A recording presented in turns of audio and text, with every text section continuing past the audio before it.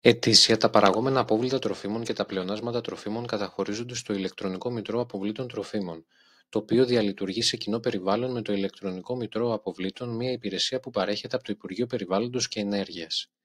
Σύμφωνα με το άρθρο 20 του νόμου 4819 του 2021, στην παράγραφο 4 αναφέρονται οι υπόχρεοι φορείς των δραστηριοτήτων που υποχρεούνται να υποβάλουν την ετήσια έκθεση αποβλήτων τροφίμων.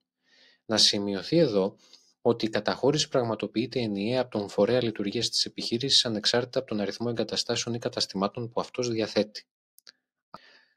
Το πρώτο πράγμα που πρέπει να κάνω για να εγγραφώ και να καταχωριστώ στο Ηλεκτρονικό Μητρό Αποβλήτων Τροφίμων είναι να εξετάσω αν και εφόσον είμαι υπόχρεος να προχωρήσω σε μια τέτοια εγγραφή. Η υπόχρεη εγγραφή στο Ηλεκτρονικό Μητρό Αποβλήτων Τροφίμων είναι επιχειρήσεις οι οποίες περιγράφονται στο άρθρο 20 στην παράγραφο 4 του νόμου 4819 του 2021, όπως και προαναφέρθηκε. Αν και εφόσον ανήκουν σε μία από αυτές τις περιπτώσεις, οι επιχειρήσεις αυτές θα πρέπει να εγγραφούν και να καταχωριστούν στο Ηλεκτρονικό Μητρό Αποβλήτων Τροφίμων. Άρα λοιπόν, έστω ότι ανήκουμε σε μία από αυτές τις περιπτώσεις, πηγαίνουμε και μπαίνουμε στην ιστοσελίδα του ΙΜΑ και επιλέγουμε στο πάνω δεξιά μέρος της σελίδας Σύνδεση και εγγραφή. Εφόσον δεν έχουμε κάποιο ενεργό λογαριασμό χρήστη και είναι η πρώτη φορά που έχουμε μπει στο ΙΜΑ, επιλέγουμε το Εγγραφείτε εδώ, όπου εμφανίζονται τα 4 ενεργά κουμπιά. Είναι πολύ σημαντικό να ξέρουμε ότι το πρώτο πράγμα που πρέπει να κάνουμε για να εγγραφούμε και καταχωριστούμε στο IMAT είναι να εγγράψουμε την επιχείρησή μας. Είναι πολύ σημαντική η σειρά την οποία θα ακολουθήσουμε. Πατώντας εγγραφή επιχείρησης οργανισμού, απαιτείται αυθεντικοποίηση με τους κωδικούς TaxisNet.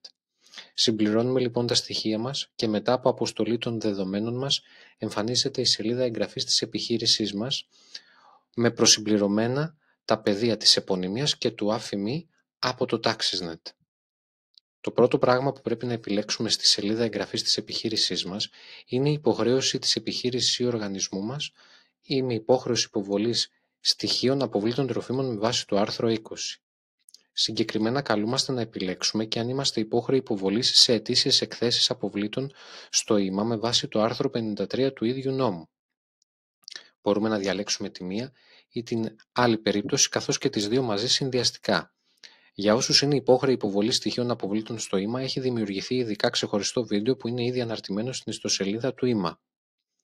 Πάμε λοιπόν τώρα στα στοιχεία σύνδεσης. Αρχικά επιλέγουμε ένα username, έστω IMAT, και ένα password το οποίο επιβεβαιώνουμε και στο παρακάτω πεδίο. Μπορούμε να παρατηρήσουμε ότι η επωνυμία και το άφημί της επιχείρησης έχουν συμπληρωθεί από το TaxisNet αυτόματα. Συμπληρώνουμε λοιπόν στη συνέχεια την κύρια δραστηριότητα NACE2 που είναι ο κωδικός δραστηριότητας της επιχείρησής μας σύμφωνα με την εφορία.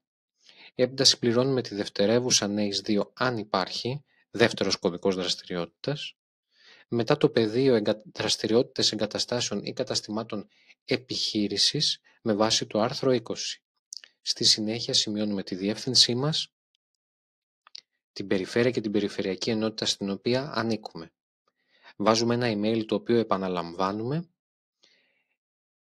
και σημειώνουμε και το τηλέφωνο επικοινωνίας μας. Είναι πάρα πολύ σημαντικό το email που δηλώνουμε διότι θα μας έρθει ο σύνδεσμος για την ενεργοποίηση του προφίλ που δημιουργούμε. Έχει πολύ μεγάλη σημασία γιατί χωρίς αυτό, αν γίνει κάποιο λάθος δηλαδή, δεν θα μπορούμε να το επαναφέρουμε. Στη συνέχεια συμπληρώνουμε τα στοιχεία νομίμου εκπροσώπου, συμπληρώνοντας email και τηλέφωνο παρόμοια με προηγουμένως. Το email λειτουργεί και ως κόμβος ενημέρωσης για κάποια εξέλιξη και ενημέρωση μελλοντικά που αφορά το Ηλεκτρονικό Μητρό Αποβλήτων Τροφίμων. Συμπληρώνουμε τέλος το προαιρετικό πεδίο για τα στοιχεία δραστηριοτήτων. Ας βάλουμε εδώ π.χ. επιχείρηση εστίασης. Επιλέγουμε ότι συνενώ στη χρήση των προσωπικών στοιχείων ακολουθώντας πιστά το Γενικό Κανονισμό για την Προστασία Προσωπικών μου Δεδομένων και επιλέγουμε την υποβολή. Με την επιλογή της υποβολής θα μας έχει έρθει αυτοματοποιημένα ένα email για την ενεργοποίηση της επιχείρησής μας. Βρισκόμαστε λοιπόν αυτή τη στιγμή στη σελίδα των email μας. Ανοίγουμε το email που μας έχει αποσταλεί από το IPEN, όπου βλέπουμε ότι αναγράφεται ενεργοποίηση λογαριασμού και επιλέγουμε ενεργοποίηση. Με την επιλογή της ενεργοποίησης παραπεμπόμαστε στη σελίδα η οποία αναφέρει ότι η ενεργοποίηση του λογαριασμού μας ήταν επιτυχής. Επιστρέφουμε λοιπόν τώρα με το κουμπί Σύνδεση. Αν τώρα μια επιχείρηση είναι ήδη εγγεγραμμένη στο Ηλεκτρονικό Μητρό Αποβλήτων, για να ενεργοποιηθεί η δυνατότητα καταχώρησης της έκθεσης αποβλήτων τροφίμων, θα πρέπει αρχικά να συνδεθεί με τους κωδικούς της στο ίμα. Έπειτα, να πάει πάνω δεξιά στην επωνυμία της, να επιλέξει το προφίλ μου, στη συνέχεια το μπλε κουμπί που θα δει στην οθόνη της, ενέργειες, και μετά να επιλέξει επεξεργασία. Στη συνέχεια επιλέγει το δεύτερο checkbox, υποχρέωση υποβολής στοιχείων αποβλήτων τροφίμων στο ίματ, σημειώνει όλα τα κενά υποχρεωτικά πεδία και καταλήγει μέσω της συνένεσης να πατήσει υποβολή. Πατώντας την υποβολή, εμφανίζεται στην αριστερή γκρι κολόνα της οθόνης η επιλογή εκθέσεις αποβλήτων τροφίμων, όπου της δίνεται η δυνατότητα να καταχωρήσει την έκθεση αποβλήτων τροφίμων της επιχείρησής της.